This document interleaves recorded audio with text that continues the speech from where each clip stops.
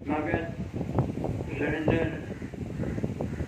इनके पिताजी, सारा परिवार आज माता जी की पुण्य स्मृति में सत्संग और भंडारा करवा रहे हैं। दुनिया में हर इंसान किसी न किसी कर्म में लगा हुआ है। कोई भजन बंदगी करता है, कोई जाकर के क्लबों में पार्टी करता है, कोई बड़े बड़े और प्रावधान करता है। मगर गुरुमुख जो होते हैं वो गुरु की सेवा, गुरु की भक्ति, लंगर भंडारा इत्यादि करवाकर सतगुरु का आशीर्वाद प्राप्त करते हैं। महापुरुषों ने फरमाया है, एक सोच सुख रास है, एक सोच सुख रास, एक सोच बंधन कटे, एक सोच गलत। सोच कहते विचार को, कि एक विचार ऐसा है इंसान के मन में आता है कि वो उससे अच्छी तरह भक्ति करता है और उसके सब बंधन कटता है। और एक सोच ऐसी है जो इंसान को कुमार्ग कर दी जाती है। लड़ाई झगड़ा ईर्ष्या द्वेष इन कर्मों में लगा हुआ वो अपने गले में 84 का बंधन डाल देता है। आप जिस प्रकार आप देखते हैं कि आप जैसे भाग्यशाली गुरुमुख श्री अनंतपुर जाते हैं, कुछ तो ऐसे होते हैं देखते हैं कि लंगर हो रहा है, कमरे बन रहे हैं, हम कुछ सेवा करें। और कुछ ऐसे होते हैं वो सोचते हैं यहाँ कौन सी कमी है, यहाँ से अगर कुछ ले भी जाओगे तो कोई फर्क नहीं पड़ेगा। ये अपना अपना विचार है। श्री गुरु गोविंद सिंह जी 10वां पातशाही, 10 गुरु हुए सिखों के।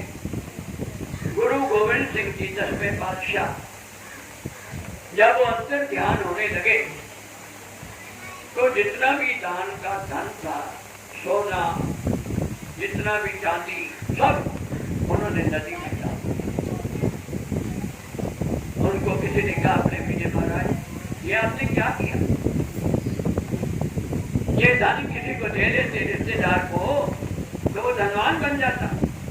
क्या लगे नहीं, ये दान का पैसा है, जहर है। अगर परमार्थ में लगेगा तो सुख देगा, और अगर घर गृहस्थी में लगाया गया तो ये जहर बन करके बीमारियां। एक संत थे, बहुत भजनिक थे, बहुत ही मालिक की बंदगी में सेवा में लगे रहते थे।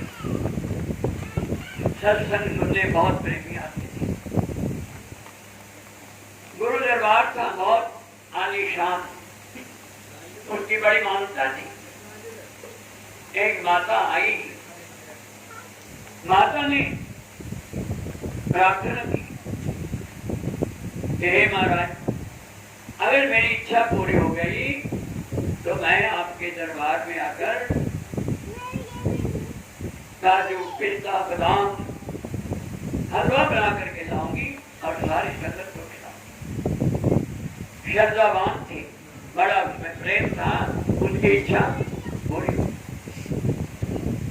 अब उसने ला करके देसी घी की और बहुत उसमें सामान डाला और महापुरुषों के दर पर ला करके वो भेजा कर दिया।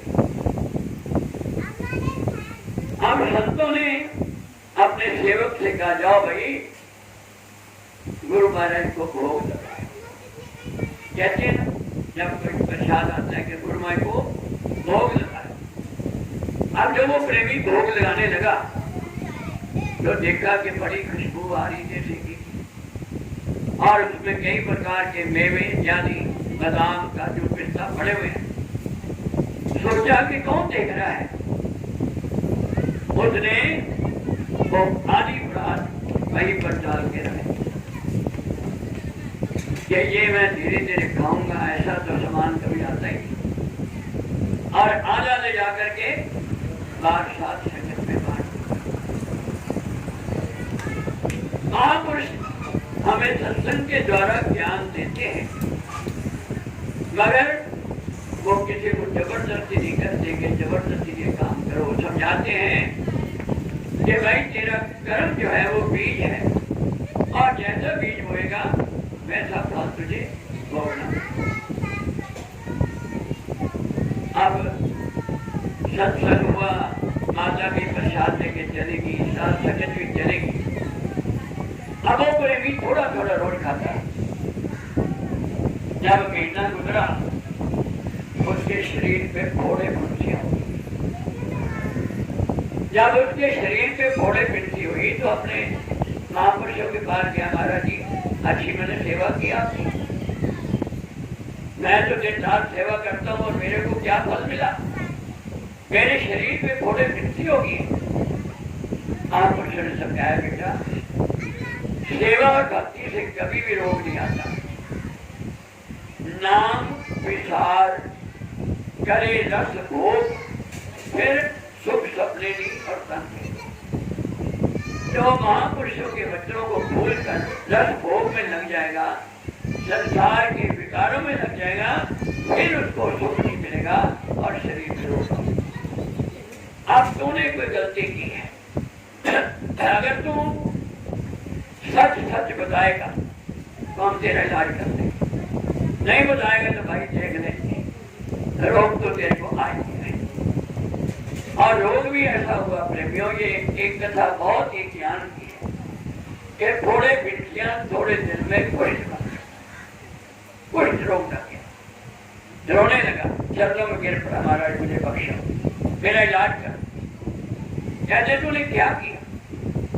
कि जो वो माता हलवा बना के लाई थी, खूब उसने मेवे बादाम काजू डाले थे, वो आधा तो मैंने बांट दिया और आधा मैं खा लिया। कहते जाओ माता के पास पूछो कि उसने वो प्रसाद बांटा क्यों। माता के पास गया कि माता जी जो आप उस हलवा लाए थे क्यों बांटा था? कि मेरे बेटे को कुछ हो गया और मैंने जाके अरदास की थी कि मेरे बेटे का कोई ठीक हो जाएगा, मैं भजन भी करूंगी, सेवा भी करूंगी और प्रसाद भी बांटूंगी, और मेरा बेटा ठीक हो गया तो मैंने वो प्राप्त किया। तो संतों ने कहा, बेटा अब उसका रोग तो तूने ले, अगर थोड़ा थोड़ा सबको बढ़ जाता तो रोग भी बहुत थोड़े होता, किसी को घोड़ा होता, किसी को फिंसी होती, किसी को गर्मी लगती, मगर तूने सारा रोग खुद ले लिया।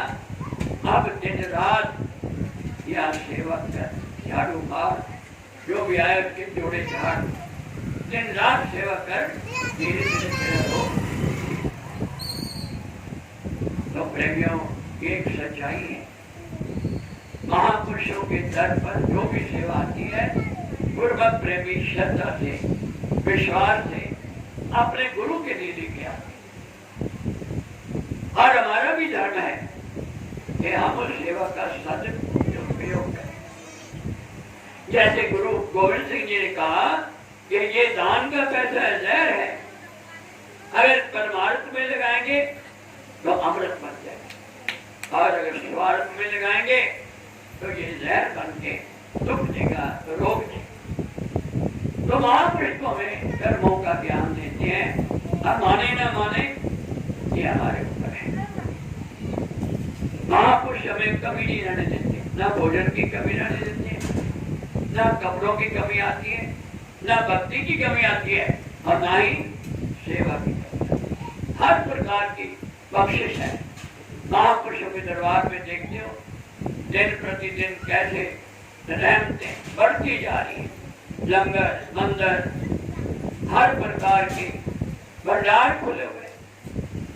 पहले जमाने में तो केवल एक कहानी बनती थी, आज तो गुरुमाई की ऐसी बख्शिश है कि सब्जी भी बनती है और दाल भी बनती है, और गुरुमाई भोग लगा के देखते हैं कि तुमने लंगर ठीक बनाया कि नहीं बनाया। उनको हर वक्त हमारी चिंता लगी रहती कि उनके सेवकों को भोजन भी अच्छा मिले और भजन भी अच्छा मिले। तो महापुरुष तो रहमत के सागर हैं। प्रेमियों, हमारे कल्याण के लिए इस धरती पर आए हैं। हम उनके वचनों की पालना करेंगे तो सदा ही गुरुमाई की कृपा बनी रहेगी जिससे कभी भी दुख चिंता नहीं आएगी और खुशियां हमारे चारों तरफ मंडराती रहेगी। महापुरुषों ने वाणी में लिखा है, ये जो भी गुरुमुख ये दुख को चाहे सदा शरण राम की ले, कह नानक सुर दे मना दुर्लभ मालिक। कहते हैं अगर सुख जाता है तो सतगुरु की शरण में आ, उनके वचनों को श्रवण कर। अब हम तो जाते बहुत कम है, वचन कैसे सुनेंगे? कम जाते हैं कि नहीं? कब एक वचन जो भी हुआ 2 जून को वो मैं आपका